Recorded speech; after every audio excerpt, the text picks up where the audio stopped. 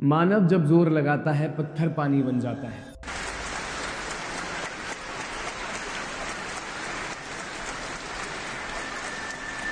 ये सिर्फ एक पुरस्कार समारोह की तस्वीर नहीं है, ये तस्वीर है उस भारत की जो दशकों तक अपने असली नायकों को पहचान ही नहीं पाया, जिन नायकों को अब जाकर वो सम्मान वो पहचान मिल रही है जिसके वो हकदार थे। सोचिए एक पल के लिए, एक 80 साल का बूढ़ा किसान जिसने अपनी पूरी जिंदगी किसी सुनसान जंगल में पेड़ लगाने में गुजार दी, एक व्हील चेयर पर बैठी महिला जिसने अपने पूरे जिले को पढ़ना सिखा दिया, एक आदिवासी महिला जिसने भूख से मरते इलाके को अनाज का कटोरा बना दिया। इन सब की एक बात कॉमन है, बड़े बड़े अचीवमेंट्स के बावजूद भी ये हीरो लंबे समय तक गुमनाम रहे। इन्होंने राष्ट्रपति भवन का वो लाल कालीन देखा ही नहीं जिन पर तमाम औसत लोग केवल अपने कनेक्शन के कारण ही बहुत पहले चल चुके थे। लेकिन आज जब वही पद्म अवार्डीज हमें अलविदा कह करके जा रहे होते हैं तो पूरा देश शोक में डूब जाता है। और यहीं से शुरू होती है हमारी आज की कहानी, एक ऐसी कहानी जो हमें सोचने पर मजबूर कर देती है कि भारत में सम्मान किसे मिलना चाहिए और पिछले एक दशक में ये तस्वीर कैसे बदल गई है। दोस्तों नमस्कार, मैं हर्ष नायक और आप देख रहे हैं द पैम्फलेट। चलिए पहले पुरानी व्यवस्था समझ लेते हैं। देखिए, पद्म पुरस्कार तो 1954 से चले आ रहे हैं, पर इनके इतिहास को अगर आप गौर से देखें तो एक पैटर्न साफ नजर आता है। दशकों तक ये अवार्ड्स दिल्ली मुंबई के जाने पहचाने चेहरों के बीच घूमते रहे, जिनकी सिफारिश किसी बड़े नेता या मंत्री से होकर के आती थी। 2010 में यूपीए गवर्नमेंट ने पद्म भूषण दिया न्यूयॉर्क के एक होटल कारोबारी संत सिंह चटवाल को। इस आदमी पर भारत में बैंक फ्रॉड का केस चल रहा था, अमेरिका में इलेक्शन कैंपेन एक्ट तोड़ने और गवाहों को प्रभावित करने के आरोप था।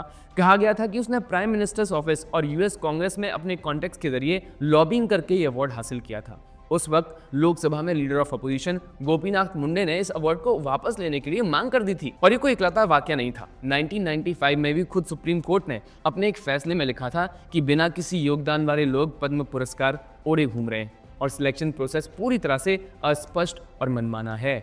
2016 से पहले के आंकड़े देखिए तो चुनावी सालों में पद्मश्री अवार्ड में 30% तक उछाला जाता था। मतलब साफ था, पहचान, पहुंच और पॉलिटिकल कनेक्शंस के बिना आम आदमी तक ये सम्मान पहुंचता ही नहीं था। फिर 1 मई 2016 को सब कुछ बदल गया। सिंहासन खाली करो की चिंता आती है, मिट्टी सोने का ताज पहने खिलाती है। 2014 में भारी बहुमत से सत्ता में आई मोदी गवर्नमेंट ने padmawards.gov.in नाम का एक ऑनलाइन पोर्टल लॉन्च किया।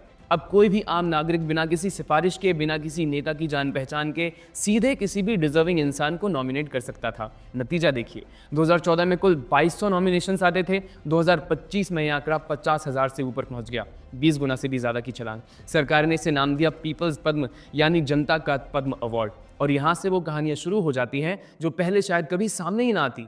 सुलिया के गिरीश भारद्वाज, कर्नाटक के एक मैकेनिकल इंजीनियर जिन्होंने 150 से ज्यादा लटकते पुल बनाए, वो भी बिना सरकारी फंडिंग के, सिर्फ गांव वाले के श्रमदान से। सुलिया की पैसोनी रिवर पार करने के लिए जान जोखिम में डालने वाले गांव वालों की तकलीफ देखकर उन्होंने ठान लिया था कि रास्ता बनाएंगे। कर्नाटक, केरल, तेलंगाना, आंध्र प्रदेश, उड़ीसा तक उनके पुल फैले हुए हैं, कुछ तो ऐसे इलाकों में जहां पर सिक्योरिटी की भी चिंता थी। 2017 में उन्हें पद्मश्री मिला और उन्होंने इसका श्रेय भी अपनी टीम को दे दिया। वो पुलों को ब्रिजेस ऑफ लव कहते थे। सोचिए, 3 दशक तक बिना किसी हेडलाइन के काम करने वाला इंजीनियर जब 70 पार करके अपनी उम्र में राष्ट्रपति भवन पहुंचा होगा तो उसके दिल पर क्या चल रहा होगा। वो आदमी जिसने कभी किसी अखबार के इंटरव्यू की उम्मीद नहीं की, अचानक से पूरा देश उसका नाम जानने लगा था। ये सिर्फ एक मेडल नहीं था, ये 30 साल के मौन तप का जवाब था। और यही तो असली इंक्लूजन है, जब सिस्टम खुद ऐसे लोगों को ढूंढ करके सामने लाए, ना कि वो लोग सिस्टम के दरवाजे खटखटा दे रहे हैं। अभी 7 जुलाई को उनका स्वर्गवास हुआ तो पूरे देश ने शोक व्यक्त किया। सालू मर्दा थिम्मक्का, कर्नाटक की वो महिला जिसे औलाद ना होने का ताना मिला तो उन्होंने और उनके पति ने तय कर दिया कि पेड़ों को ही अपनी संतान मान लेंगे। 1948 से शुरू हुआ उनका सफर। हुलिकल से कुदूर तक 350 बरगद के पेड़ और कुल मिलाकर के 8000 से ज्यादा पौधे। पति की मौत के बाद वो अकेले चलती रही। 2019 में 107 साल की उम्र में जब राष्ट्रपति रामनाथ कोविंद ने उन्हें पद्मश्री दिया तो वो नंगे पैर मंच तक पहुंची और मेडल लेने के बाद खुद वहीं एक पौधे भी रोप दिया। जरा सोचिए, 1 सदी से ज्यादा जी चुकी वो महिला जिसे कभी समाज ने बांझ होने का ताना दिया था, वो पूरे देश को पेड़ की मां कहलाई जाने लगी थी। बीबीसी ने उन्हें दुनिया की 100 प्रभावशाली महिलाओं में गिना। ये पल सिर्फ अवार्ड का नहीं था, ये पूरी जिंदगी के दर्द को गरिमा में बदलने का पल था। 14 नवंबर 2025 को 114 साल की उम्र में वो हमें छोड़ करके गई, अपने पीछे हजारों पेड़ों की छांव छोड़कर। केबी रबिया, केरल की वो लड़की जिसे 14 साल की उम्र में पोलियो ने कमर के नीचे लकवाग्रस्त कर दिया। फिर भी 1990 में जब केरल लिटरेसी कैंपेन शुरू हुआ, रबिया ने अपने घर से पढ़ाना शुरू किया। चालानम संस्था बनाई, दिव्यांग बच्चों के लिए 6 स्कूल्स खोले, मलप्पुरम को देश का पहला ई लिटरेट डिस्ट्रिक्ट बनाया। 2000 में कैंसर, 2004 में गिर करके रीढ़ की हड्डी टूटी, गर्दन के नीचे का पूरा शरीर लकवाग्रस्त हो गया। फिर भी 4 बुक्स लिख डाली। 2022 में जब उन्हें पद्मश्री मिला तो सोचिए एक ऐसी महिला के लिए पल कैसा रहा होगा जिसका शरीर उसका साथ नहीं दे रहा था, पर जिसका काम पूरे राज्य में गूंज रहा था। जब पीएम मोदी ने उनके निधन पर खुद शोक जताया तो ये दिखाता है कि गवर्नमेंट सिर्फ मेडल देकर के भूल नहीं जाती, बल्कि उस इंसान की कहानी को याद रखती है। 4 मई 2025 को 59 साल की उम्र में रबिया जी का निधन हुआ, पर मलप्पुरम के स्कूल्स में उनकी लगाई मशाल आज भी जल रही है। जोधैयाबाई बैगा मध्य प्रदेश के उमरिया डिस्ट्रिक्ट की वो आदिवासी महिला जो बचपन में अनाथ हो गई थी, कभी स्कूल नहीं गई, पति की मौत के बाद जलाऊ लकड़ी और उपले बेच करके गुजारा करती थी। 70 की उम्र में उनकी मुलाकात एक आर्टिस्ट से हुई और वहीं से शुरू हुआ बैगा जनजातीय आर्ट का बचाने का सफर। उनकी पेंटिंग्स भोपाल से मिलान और पेरिस तक पहुंच गई। 2023 में 84 की उम्र में पद्मश्री मिला। सोचिए एक महिला जिसने आधी जिंदगी सिर्फ रोटी की जुगाड़ में गुजार दी, आखिर सालों में उसे पता चला कि उसके हाथों में एक लुप्त होती हुई सभ्यता को बचाने की ताकत थी और देश ने उस ताकत को पहचाना।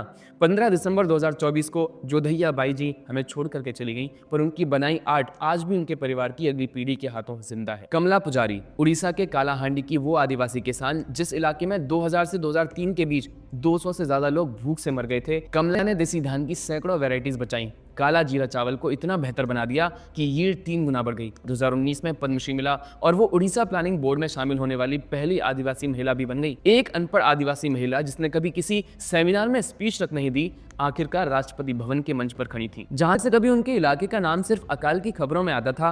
20 जुलाई 2024 को 74 साल की उम्र में कमला जी का निधन हुआ, पर उनके संरक्षित सीड्स आज भी कालाहांडी के खेतों में लहलाते हैं। वनजीवी रामैया तेलंगाना के खम्माम के वो कुम्हार जो साइकिल पर सीड्स लाद करके गांव-गांव घूमते, अपनी जमीन तक बेच दी ताकि पौधे खरीद सकें।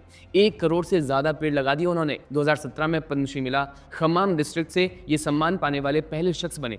सोचिए 10वीं फेल एक आदमी जिसने पूरी जिंदगी साइकिल पर गुजार दी, अचानक से राष्ट्रपति भवन के भव्य हॉल में खड़ा था, तालियां बज रही थीं। ये पल किसी फिल्म के सीन से कम नहीं था। 12 अप्रैल 2025 को रामैया जी का निधन हुआ और प्राइम मिनिस्टर मोदी ने खुद उन्हें सस्टेनेबिलिटी चैंपियन कहकर के श्रद्धांजलि भी दी। उत्सव चरण दास ओडिशा के चौद्वार के वो स्टीनोग्राफर जिन्होंने सरकारी जॉब करते हुए भी घोड़ा नाच जैसी लुप्त होती फोक आर्ट को जिंदा रखा। 60 साल तक किराए के घर में रह करके भी आर्ट नहीं छोड़ी। 2020 में पद्मश्री मिला और प्राइम मिनिस्टर मोदी ने खुद कटक की एक पब्लिक रैली में उन्हें स्टेज पर खुल करके सम्मानित किया। एक आम स्टीनोग्राफर के लिए वो पल शायद से पूरी जिंदगी का सबसे बड़ा पल रहा होगा। 26 फरवरी 2026 को 80 साल की उम्र में उत्सव चरण दास जी हमें छोड़ करके चले गए, अपने स्टूडेंट्स की घोड़ा नाच की विरासत सौंप करके। अब जरा सोचिए, अगर वही पुरानी व्यवस्था चलती रहती जहां सिर्फ पहुंच कनेक्शंस काम आते थे, तो क्या इन 7 नामों में से एक का भी नाम किसी राष्ट्रपति भवन तक पहुंच पाता? कोरापुट की एक आदिवासी औरत जो अपने खेत में सीड्स छांटती थी, उसकी फाइल किस मंत्री के ऑफिस में जाती? खम्माम में साइकिल पर सीड्स लादे घूमने वाला एक कुम्हार, उसकी सिफारिश कौन करता? यानी फर्क सिर्फ इतना नहीं है कि पहले अवार्ड्स कम मिलते थे, फर्क ये भी है कि पहले अवार्ड्स किसे मिलते थे और अब किसे मिल रहे हैं। सोचिए उस पल के बारे में जब इन बुजुर्गों को राष्ट्रपति भवन बुलाया गया होगा। थिम्मक्का 107 साल की उम्र में नंगे पैर दरबार हॉल में दाखिल हुई और राष्ट्रपति ने खुद झुककर के उनका आशीर्वाद लिया। उड़ीसा के 100 साल के ऊपर के एक शिक्षक नंदा पृष्टि जो सालों से मुफ्त में पढ़ाते रहे, जब उन्होंने हाथ उठाया तो राष्ट्रपति ने भी उसे आशीर्वाद समझ करके सहर्ष स्वीकार किया। मंजम्मा जोगती कर्नाटक की पहली ट्रांसजेंडर जनपद एकेडमी अध्यक्ष जब पारंपरिक अंदाज में शुभकामनाएं देने पहुंची तो पूरा हॉल तालियों से गूंज उठा।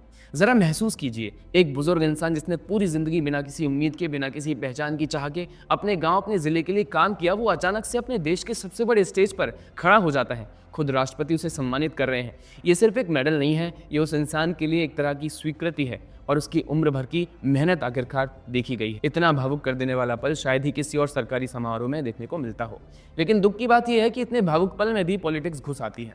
अभी हाल ही में हमने देखा कि जून 2026 में 80 साल की उम्र के थिएटर आर्टिस्ट और पूर्व साइंटिस्ट डॉक्टर अनिल कुमार रस्तोगी को पद्मश्री मिला। स्टेज पर बढ़ते हुए प्राइम मिनिस्टर मोदी ने हाथ मिलाने के लिए हाथ आगे बढ़ाया, पर बुजुर्ग रस्तोगी जी उम्र और उस पल की भावुकता में हाथ जोड़ करके नमस्ते करते हुए आगे बढ़ गए। बस इतनी सी बात थी। पर टीएनसी नेता साकेत गोखले ने इस क्लिप को शेयर करते हुए इसे मोदी का इवेंट मैनेजमेंट फेल कह दिया। सोशल मीडिया पर इसको लेकर के मजाक बनाया गया।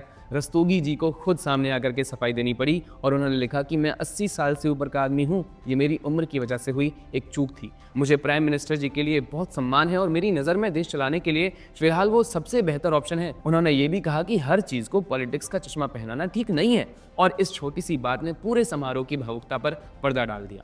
अब सोचिए, एक तरफ वो बुजुर्ग है जो उम्र भर की मेहनत के बाद में आखिरकार सम्मानित हो रहे हैं, आंखों में आंसू लिए अभिभूत होकर के, और दूसरी तरफ वो लोग हैं जो इसी भावुक पल में सिर्फ पॉलिटिकल निशाना साधने का मौका ढूंढते हैं।